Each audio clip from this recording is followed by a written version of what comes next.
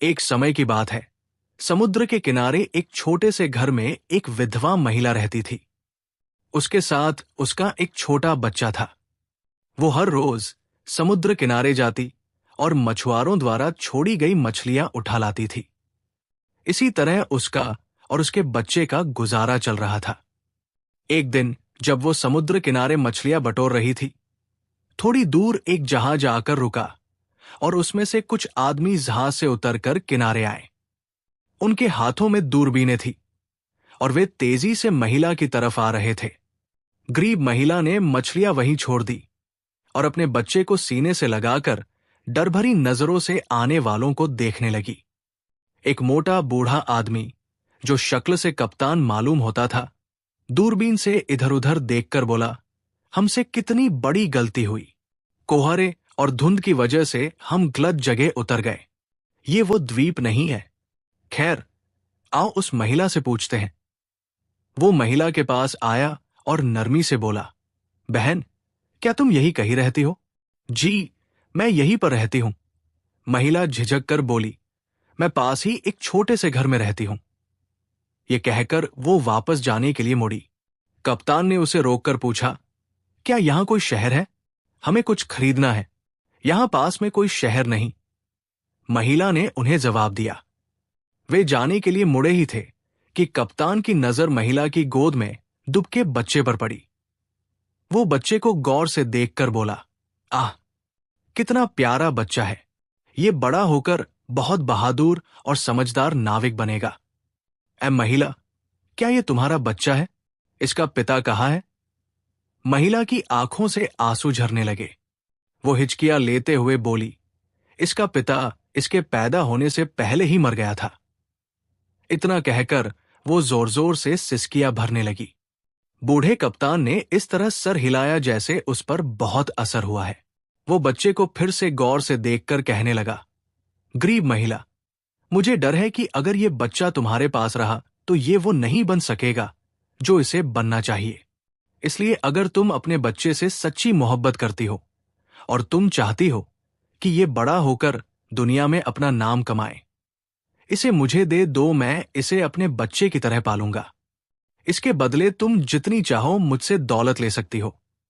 मां ने अपने बच्चे को प्यार भरी नजरों से देखा और फिर अपने सीने से लगाकर बोली, नहीं नहीं, मैं अपने बच्चे को किसी कीमत पर नहीं दे सकती। दुनिया में सिर्फ यही मेरा सहारा है। मुझे मरना मंजूर है, मगर इससे जुदा होना मंजूर नहीं। ये तुम्हारी गलती है। कप्तान बोला, जरा सोचो, अगर ये तुम्हारे पास रहा तो बड़ा होकर ज्यादा से ज्यादा एक मछुआरा बनेगा, और अगर मेरे पास रहा तो मैं इसे एक ऐसा आदमी बना दूंगा जिसे देखकर तुम भी गर्व कर सको। महिला की आवाज भारी हो गई। एक तरफ बच्चे का मोह और दूसरी तरफ उसकी भलाई और आराम। उसकी शक्ल से मालूम होता था कि वो बड़ा दयालु और ईश्वर से डरने वाला इंसान है। उसने थरथराते हाथों से बच्चे को कप्तान की गोद में दे दिया और कप्तान ने नोटों का एक बंडल महिला के हाथ में थमा दिया। कप्तान ने कहा, ये लो, ये तुम्हारे 10 साल का खर्च है। मैं 10 साल के बाद इस बच्चे को तुम्हारे पास वापस लेकर जरूर आऊंगा। तुम किसी तरह की चिंता मत करना। ये कहकर वो जितनी तेजी से आया था उतनी तेजी से वापस चला गया। मां बहुत देर तक किनारे पर खड़ी होकर हसरत भरी नजरों से जाते हुए जहाज को देखती रही, और जब वो नजरों से ओझल हो गया तो धीरे धीरे चलती हुई घर वापस आ गई। इस घटना को 18 से 20 साल गुजर गए और वो नन्हा बच्चा एक लड़का और लड़के से एक नौजवान लड़का बन गया। बूढ़े कप्तान ने उस लड़के का नाम रशीद रखा। रशीद ने ये 18 साल उसी जहाज पर गुजारे थे। उसे जमीन पर उतरना बहुत कम नसीब होता था। उसने जहाज पर ही अपना होश संभाला। कुछ तो उसकी दिलचस्पी और बुद्धिमत्ता और कुछ बूढ़े कप्तान की शिक्षा। वो कम उम्र में ही नाविक के तमाम गुणों से वाकिफ हो गया और उसने समुद्री यात्रा के सारे नियम कानून याद कर लिए। बूढ़ा कप्तान उसकी बहादुरी और अक्लमंदी को देखता और मन ही मन मुस्कुराता। अब वो खुद तो किसी कोने में बैठकर तंबाकू पीता और नौजवान रशीद जहाजों की रखवाली करता। कभी कभी तो रशीद को अपनी माँ याद आ जाती। वो कप्तान से पूछता, पिताजी, क्या मेरी कोई माँ नहीं थी? ये मत पूछो बेटा, कप्तान कहता, तुम्हारी माँ थी, और बहुत अच्छी और बहुत समझदार और शरीफ महिला थी। फिर इतनी धीमी आवाज में कि रशीद कहीं सुन न ले, बुड़बुड़ाता, ईश्वर जाने बेचारी किस हाल में होगी। 4 सालों से कोशिश कर रहा हूं कि जाकर मिलाऊं, कोई न कोई रुकावट आकर खड़ी हो जाती है। खैर, जिस जहाज पर रशीद काम कर रहा था, वो एक बहुत बड़े व्यापारी का जहाज था। उस व्यापारी के पास उसके अलावा 6 जहाज और भी थे, जिनके जरिए वो दुनिया भर में व्यापार करता और खूब मुनाफा कमाता। अब की बार जब रशीद का जहाज सामान बेचकर वापस आया तो बूढ़े व्यापारी ने कप्तान को अपने पास बुलाया और बोला, मेरे दोस्त, मेरी उम्र 80 साल है। मैंने जिंदगी में करोड़ों रुपया कमाया और भगवान का शुक्र है, मेरे पास किसी चीज की कमी नहीं है। बस एक इच्छा ऐसी है जो मैं मरते वक्त अपने दिल में साथ लेकर जाऊंगा, और वो है संतान। खैर, मेरी किस्मत, क्योंकि अब मैं बहुत बूढ़ा हो चुका हूं और इसलिए सोचता हूं कि अपने सारे माल दौलत का किसी अच्छे आदमी को वारिस बना दूं। तुमने मेरी बहुत सेवा की है और मेरी नजर में तुम्हारे सिवा मेरे माल दौलत का कोई भी हकदार नहीं। हालांकि तुम भी बहुत बूढ़े हो और मेरी तरह तुम्हारी भी कोई संतान नहीं है। कप्तान जल्दी से बोला, जनाब, शायद आपको खबर नहीं कि मेरा एक लड़का है, 18 साल का हट्टा-कट्टा नौजवान। मैंने उसे नाविक के सारे गुण बताकर एक होशियार नाविक बना दिया है और वो बड़े बड़े जहाज के कप्तानों को भी मात देने लगा है।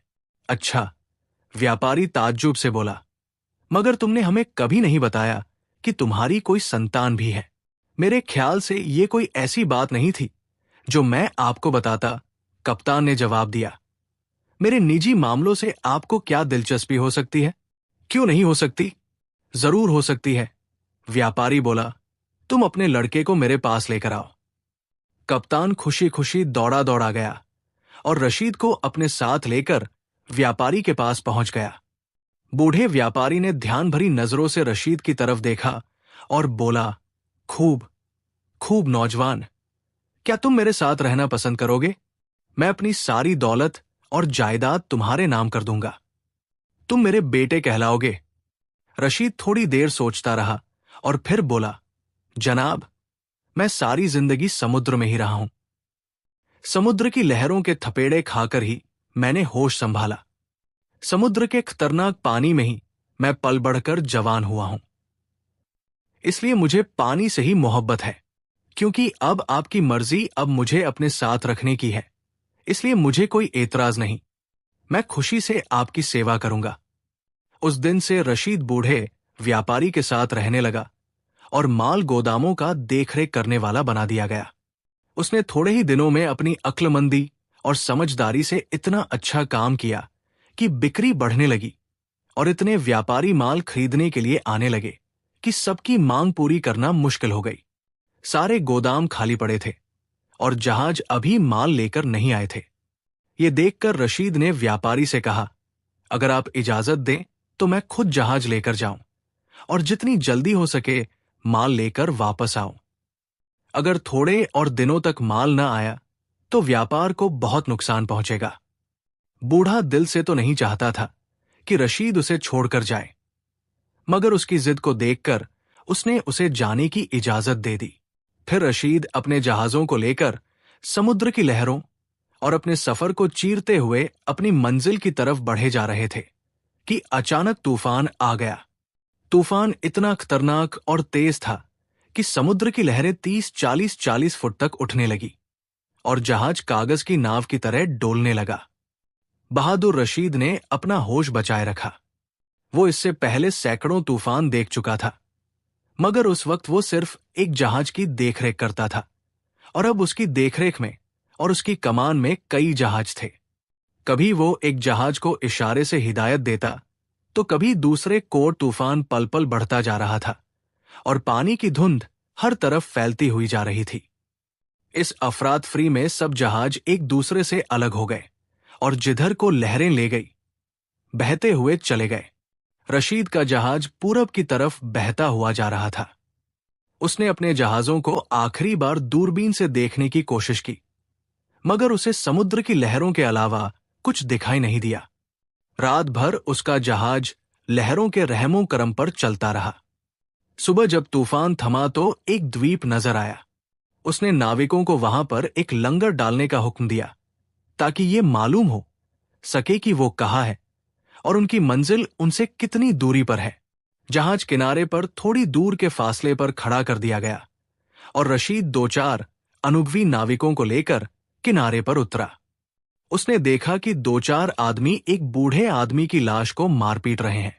एक आदमी उसके सर पर जूते मार रहा है और दूसरा आदमी उसकी दाढ़ी और उसके बालों को नोच रहा है। रशीद को यह देखकर बहुत दुख हुआ। वो जल्दी से दौड़कर उनके पास पहुंचा और डांट कर बोला, इस लाश की क्यों बेइज्जती कर रहे हो? तुम्हें ईश्वर का डर नहीं? एक आदमी उसे बोला, तुम कौन होते हो हमारे काम में दखल देने वाले? ये हमारा कर्जदार है। कुछ साल पहले इसने 50 रुपए हमसे कर्ज लिया था और अब ये कर्ज दिए बगैर ही दुनिया से चला गया। अब इसलिए हम इसे मारकर अपना गुस्सा ठंडा कर रहे हैं। ये कहकर उन्होंने फिर उसे मारना पीटना शुरू कर दिया। ठहरो, ठहरो, रशीद बोला, ये लो अपने 50 रुपए और इसे छोड़ दो। रशीद ने 50 रुपए अपनी जेब से निकालकर उनके आगे फेंक दिए और अपने साथियों की मदद से उस बूढ़े आदमी की लाश को एक गड्ढा खोदकर उसमें दफन कर दिया।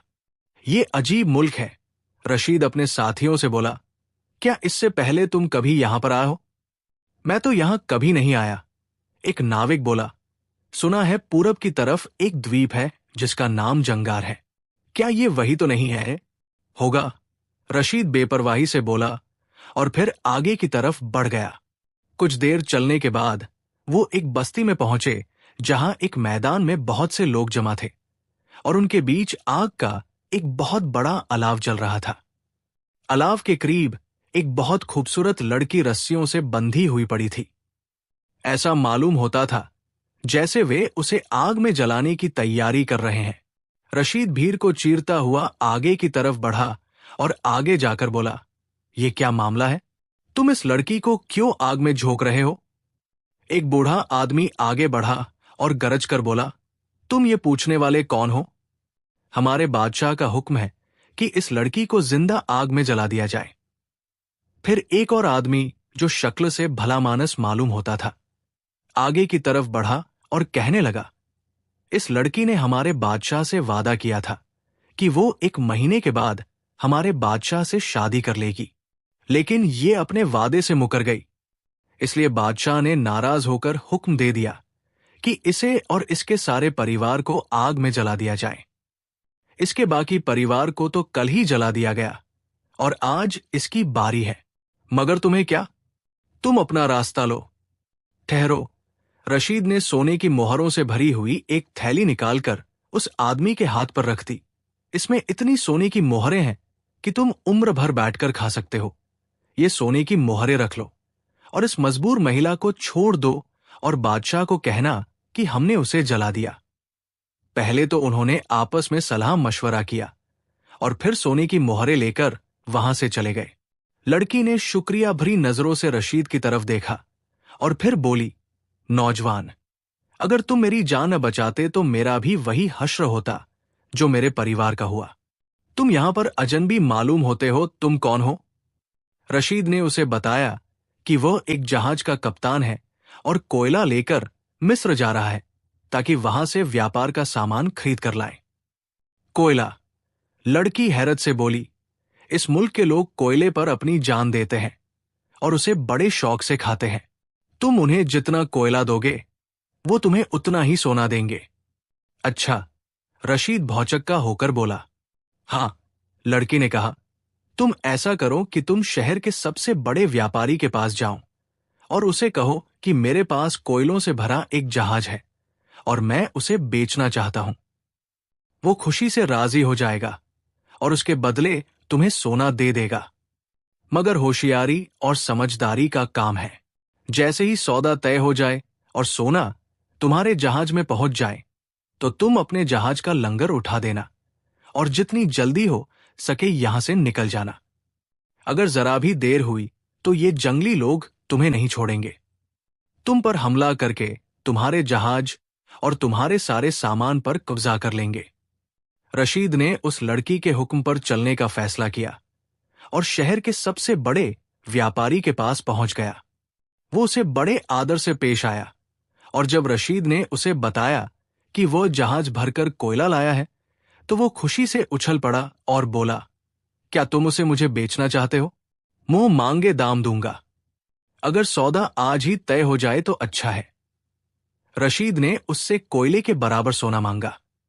सौदागर पहले तो हिचकिचाया मगर फिर राजी हो गया। सोना सुबह 6 बजे मेरे जहाज पर पहुंच जाए। रशीद ने सौदागर से कहा, मैं कोयला किनारे पर डालकर चला जाऊंगा। ये कहकर वो वापस लौट आया और लड़की बैठी उसका रास्ता देख रही थी। सारी बातचीत सुनकर वो बोली, तुम अपने आदमियों को अभी से तैयार रहने के लिए हुक्म दे दो कि जैसे ही सोना जहाज में आए वे जहाज का लंगर उठा दे। अगर जरा भी देर हुई तो दुनिया की कोई ताकत तुम्हें नहीं बचा सकती। रशीद ने अपने सारे नाविकों को हुक्म दिया कि वे तैयार रहें कि जैसे ही इशारा मिले वे जहाज का लंगर उठा दे।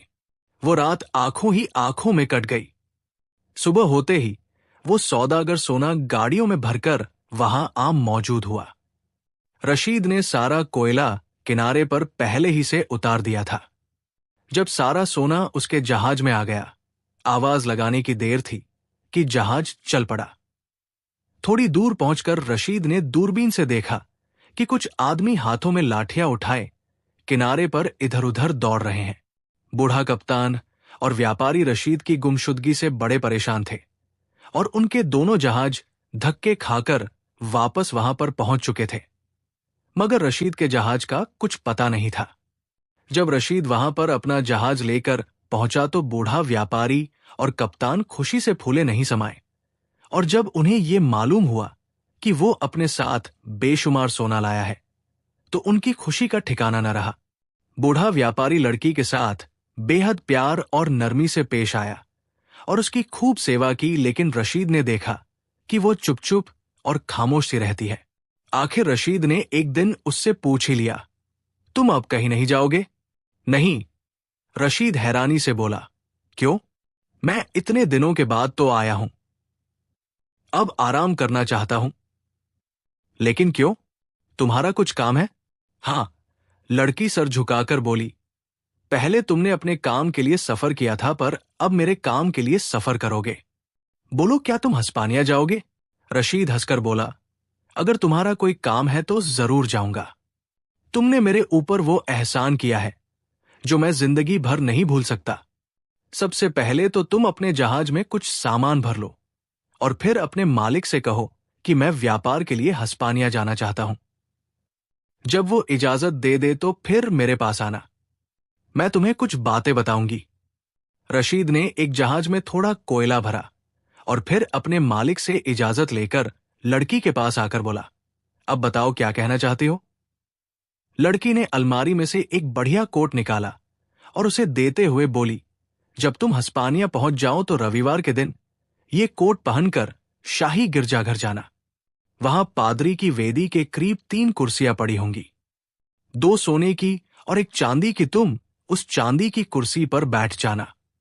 ये एक अंगूठी और 2 किताबें, और लो, अंगूठी को दाहिने हाथ की उंगली में पहन लेना और कुर्सी पर बैठकर ये किताब पढ़नी शुरू कर देना। अगर बादशाह या महारानी तुमसे सवाल करें तो खामोशी से उठकर बाहर चले जाना और फिर इंतजार करना कि क्या होता है। रशीद ने लड़की की बातों को खूब याद कर लिया और फिर जहाज में सवार होकर हस्पानिया की तरफ रवाना हो गया। 3 हफ्तों के बाद वो हस्पानिया पहुंचा और फिर वहां से बंदरगाह की तरफ रवाना हो गया और एक सराय में ठहरा। रविवार का दिन आया तो वो लड़की का दिया हुआ कोट पहनकर गिरजाघर पहुंचा। प्रार्थना का वक्त हो चुका था और सारा गिरजाघर श्रद्धालुओं और आदमियों से भरा हुआ था। रशीद बड़ी खुशी के साथ चलता हुआ उस कुर्सी पर जाकर बैठ गया। थोड़ी देर बाद बादशाह और महारानी भी आ गए और रशीद की दाहिने हाथ वाली कुर्सी पर आकर बैठ गए और फिर प्रार्थना शुरू हो गई। रशीद ने जल्दी से लड़की की दी हुई किताब निकाली और पढ़ना शुरू कर दी। साथ ही साथ किताब पर उंगलियां भी फेरता जाता जिसमें लड़की की दी हुई अंगूठी पहने हुए था।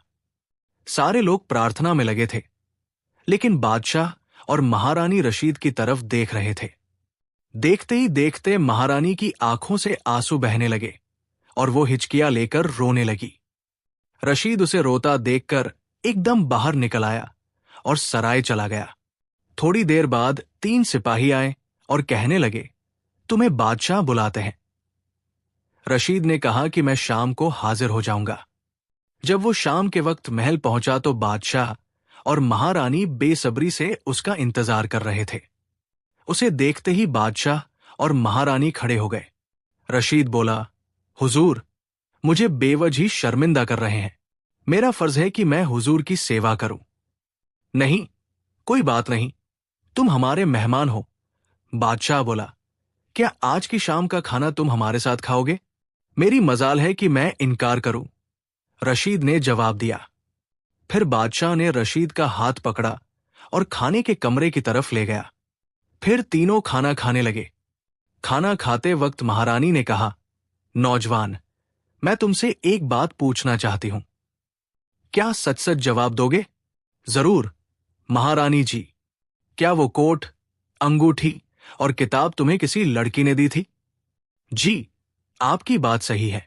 महारानी फिर हिचकियां भरते हुए रोने लगी और बोली, तो फिर वो कहाँ है? जल्दी से मुझे उसका पता बता दो, मेरा दिल कह रहा है कि वो मेरी लड़की है।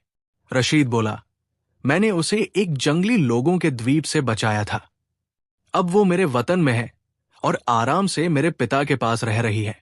उसके साथ कुछ और आदमी भी थे? महारानी ने जवाब दिया, नहीं, वो कहती थी कि इन लोगों ने मेरे मां बाप को जला दिया। अफसोस, मैं एक दिन बाद वहां पर पहुंचा। महारानी बोली, वो उसके मां बाप नहीं थे, नौकर थे। महारानी भराई हुई आवाज में बोली, वो मेरी बच्ची है, मेरी बच्ची। और महारानी फूट फूट कर रोने लगी। रशीद ने खाने से हाथ खींच लिया और महारानी को दिलासा देते हुए बोला, मगर वो तुमसे जुदा कैसे हुई? 5 साल हुए हम तुर्की जा रहे थे। रास्ते में किसी अनजान जगह पर लुटेरों ने हमारा जहाज लूट लिया। हमारे सामान के साथ साथ हमारी लड़की और कुछ नौकरों को भी उठा ले गए। मैंने और महाराज ने बड़ी मुश्किल से अपनी जान बचाई। उस दिन के बाद उसका कुछ पता नहीं।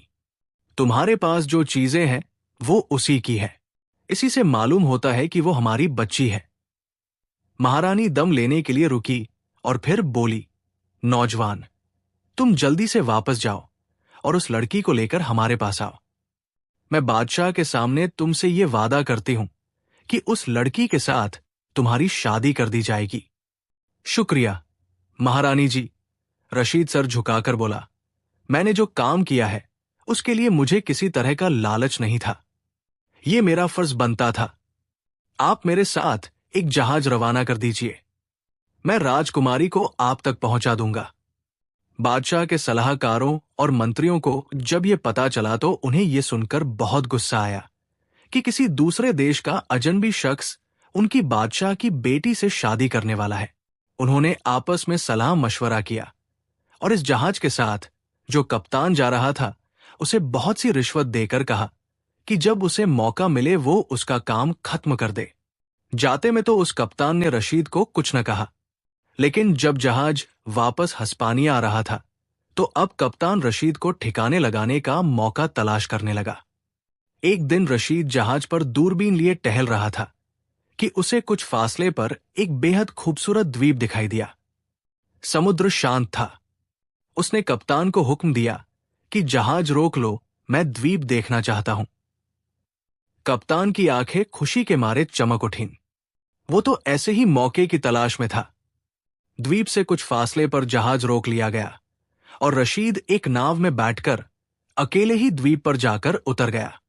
उसके उतरते ही कप्तान ने जहाज का लंगर उठा दिया और जहाज हस्पानिया की तरफ चल पड़ा।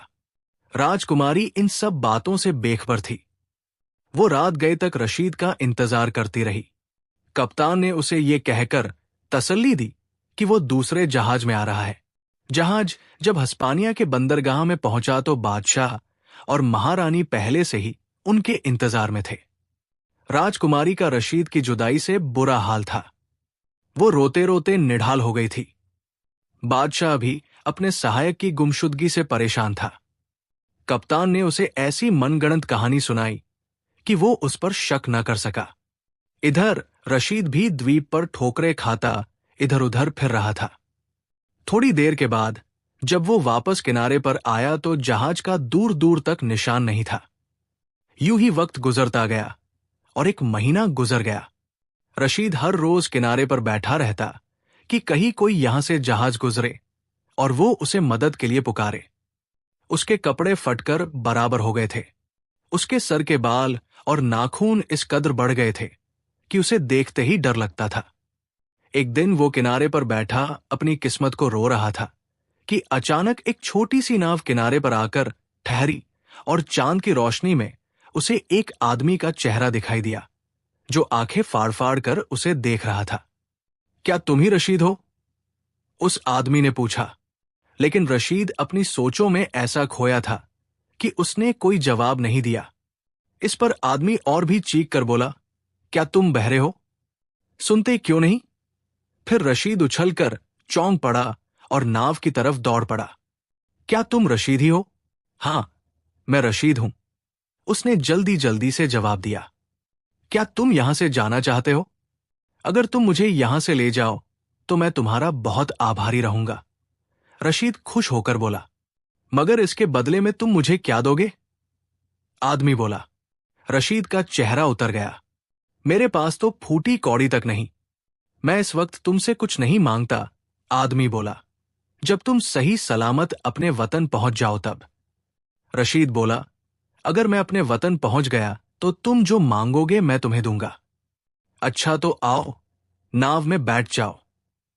आदमी ने सहारा देते हुए रशीद को नाव में बिठा लिया। तुम अपने वतन वापस जाना चाहते हो या हस्पानिया? हस्पानिया? रशीद चौंक कर बोला। रात भर नाव चलती रही। सुबह 10 बजे के करीब वे हस्पानिया की बंदरगाह पर जाकर रुके। बंदरगाह पर उतरने के बाद नाविक बोला, मेरा काम खत्म हुआ। ये लो कुछ रुपया, इससे तुम अपनी हालत सुधार लो, और जब तुम अपनी ये हालत सुधार लोगे तो फिर मैं तुम्हारे पास आऊंगा। रशीद ने वो पैसे लिए और पहले नाई की दुकान पर गया। उसने अपना हुलिया सुधारा, नए कपड़े खरीदे और उसी सराय में चला गया जहां पर वो पहले ठहरा था। राजकुमारी उसका नाम सुनते ही उछल पड़ी। बादशाह और महारानी को जब ये खबर मिली तो वे भी उसका नाम सुनकर बहुत खुश हो गए। थोड़े दिन बाद रशीद की शादी राजकुमारी से हो गई।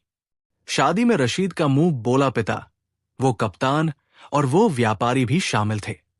कप्तान अपने साथ एक बुढ़िया को भी लाया था और जब उसने रशीद को बताया कि ये बुढ़िया तुम्हारी मां है, रशीद कुछ दिन तो हस्पानिया में रहा और फिर अपनी दुल्हन को लेकर अपने वतन वापस आ गया। अब व्यापारी भी बहुत बूढ़ा हो गया था। उसने अपना सारा कारोबार रशीद को सौंप दिया और खुद ईश्वर की याद में व्यस्त हो गया। प्यारे दोस्तों, ये कहानी आपको कैसी लगी? कमेंट्स में अपनी राय जरूर दीजिएगा। हमारे चैनल को सब्सक्राइब कर दीजिएगा। वीडियो देखने का बहुत बहुत शुक्रिया।